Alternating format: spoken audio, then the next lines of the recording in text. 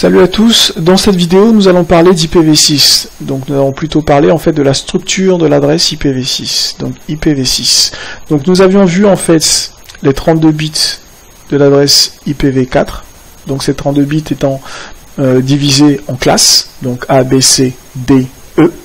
Donc si vous vous souvenez bien, en fait, on avait les classes A pour tout ce qui était 0 à 10, à 127 quelque chose, B de 128 à 200 à 191 et B de 192 à 192 quelque chose, D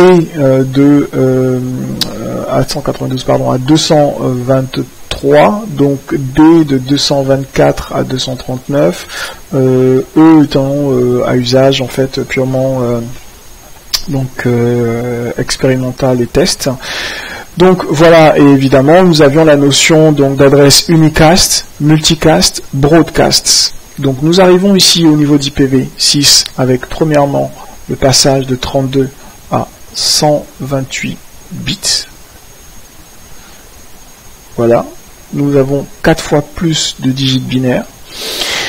Donc on était à peu près 4 milliards au niveau des adresses IPv4, nous sommes à plusieurs milliards de milliards au niveau des adresses IPv6, donc autant dire que c'est une ressource inépuisable, compte tenu de l'horizon que nous avons au niveau technologique actuel. Nous avons les notions aujourd'hui dans l'IPv6, des notions de unicast, de multicast et de anycast. Donc le anycast existant également au niveau de l'IPv4. Mais en fait, ce que je souhaite souligner, c'est que nous n'avons pas de notion de broadcast. Le broadcast étant tous les bits indiquant indiquant en fait l'adresse IP dot dans la partie sous réseau à 1. Donc nous n'avons pas la notion de broadcast. Nous avons la notion uniquement de multicast au niveau d'IPv6. Voilà. Donc, au niveau des types d'adresses, nous avions vu qu'il y avait les adresses privées et les adresses publiques au niveau d'IPv4. Donc, au niveau d'IPv6, nous avons ce qu'on appelle en fait les adresses globales. Nous avons les adresses link locales. Nous avons des adresses donc qui sont des adresses dites uniques locales. Nous avions à l'époque en fait une notion qui était dite site local, mais elle a été en fait elle a été rendue obsolète en fait dans une RFC qui s'appelle RFC 3879. Pour sites local, donc qui n'existe plus aujourd'hui, donc qui n'est plus d'actualité. Donc et nous avons en fait enfin les adresses multicast, voilà, mcast.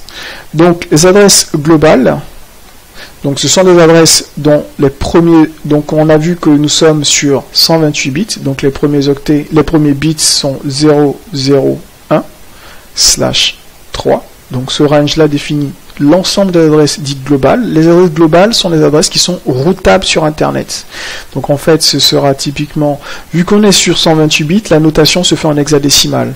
Donc en fait, chaque digit sera un digit hexadécimal. Donc en fait, nous aurons typiquement 2000, nous irons en fait de 2000 à 3000, disons 3000 FFF, voilà, en théorie. Donc dans la pratique, en fait, ce qui est utilisé, c'est 2000 quelque chose pour tout ce qui est adresse, globale. Et en fait, au niveau de ces adresses-là, donc la notation se fait de la façon suivante. Donc nous avons donc 128, donc nous avons 4 groupes de 32, donc regroupés par groupe de 16. Donc nous sommes en notation hexadécimale, donc chaque digit est représenté sur 4 bits. Donc nous avons ici donc 16, les 16 premiers. Donc nous pourrons avoir typiquement une adresse qui sera composée de la façon suivante. Donc chaque groupe de 16 est séparé par 2 points. Donc nous avons 0, donc la première partie, nos premiers 32. Après, nous avons ensuite, voilà, nous avons encore ces 16 là. Si nous devions avoir en fait des adresses, une adresse en fait avec toute cette succession de 0, nous avons donc nos deux premiers groupes de 16. Donc je repars à la ligne pour noter la suite. Hein, donc excusez-moi, juste pour que ça tienne bien sur l'écran. Donc nous avons ensuite ce cinquième groupe de 16. Donc 2 points, voilà, hop, hop, ici, hop.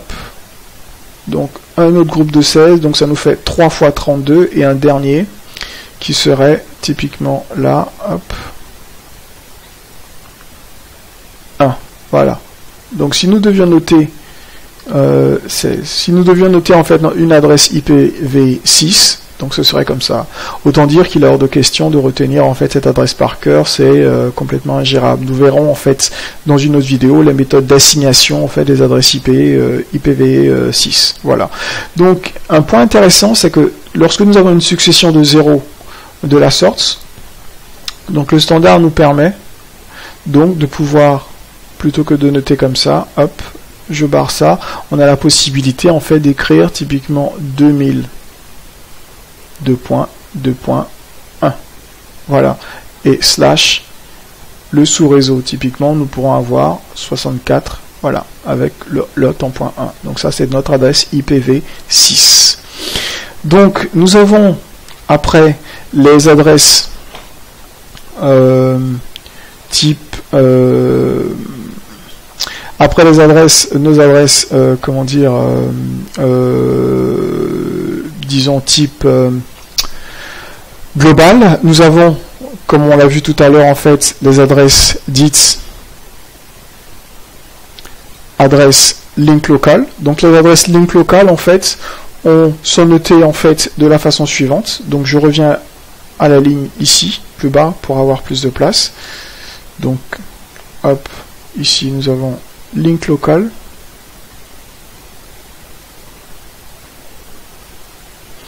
Donc les links locales, en fait, compte tenu de la notation hexadécimale, ce sera FE80/10.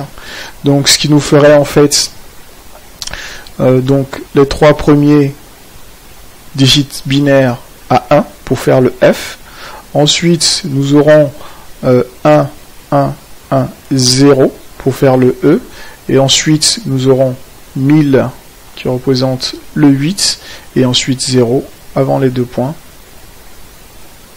pour identifier en fait notre adresse link locale. Donc, comme nous l'avons vu en fait précédemment pour les adresses globales qui sont des adresses routables sur Internet, les adresses link locales en fait sont des adresses utilisées pour communiquer au niveau du domaine de broadcast. Donc, c'est un intérêt également de l'IPv6. On n'a pas besoin de spécifier comment dire, manuellement ou même automatiquement avec un processus mis en place par l'administrateur réseau donc une adresse IP au niveau de l'interface. Nativement, elles ont une adresse en fait link local qui leur permet tout de suite de rentrer en communication avec leur peer en fait sur appartenant au même domaine de broadcast. Nous avons, comme on l'a vu tout à l'heure, donc les adresses uniques locales. Donc unique local. Donc unique local, en fait, ce sont des adresses qui ne sont pas routées sur Internet et qui vont, elles, au-delà du domaine de broadcast. Donc c'est l'équivalent, en fait, des adresses IP privées, donc qui sont utilisées au niveau donc d'une entreprise ou d'un particulier, au niveau d'un foyer.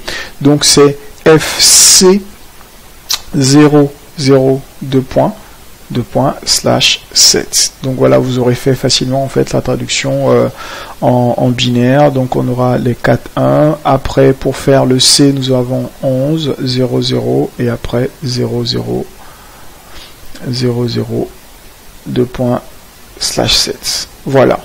Donc en fait, nos adresses link local. Les adresses multicast, quant à elles, c'est facile, hein, l'adresse multicast, nous avons les 2 premiers. Hop, nous avons pour le Mcast. Donc je prends une nouvelle page pour que ce soit plus lisible, désolé. Donc nous avons pour le MCAST, nous avons les deux premiers digits hexadécimaux qui sont à F/8. Nous avons tout notre range en fait de multicast, ce qui nous ouvre de grands horizons, de nombreux horizons. Voilà. Et donc voilà en fait la structure, le découpage des adresses IPv6. Donc dans une autre vidéo, nous allons voir en fait les différents mécanismes d'assignation des adresses. Donc il est intéressant quand même de noter qu'au niveau des multicast, nous avons plusieurs types d'adresses multicast. Nous avons des adresses multicast qui sont des adresses qui pourront être des adresses globales. Donc vues sur Internet comme on l'a vu au niveau du découpage en fait multicast IPv4. Nous avons des adresses locales IPv6, où nous avons également en fait des adresses dites et nous avons également, excusez-moi, des adresses à assignation temporaire, et nous avons en fait des adresses à assignation permanente. Voilà. Donc, ce qui va permettre en fait de distinguer, ce sont les deux bits qui vont suivre, sachant que dans tous les cas, en fait, les deux bits, excusez-moi, les deux digits hexadécimaux qui suivent les premiers FF, voilà. Donc en fait, nous avons 8 donc points.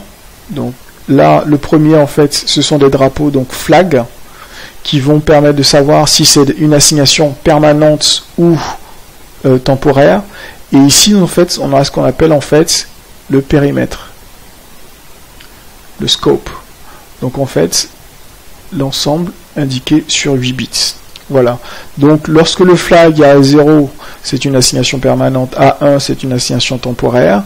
Lorsque donc le scope qui lui part donc de 1 jusqu'à F, donc avec les différentes désignations, donc A1 c'est interface locale, donc c'est un multicast donc local,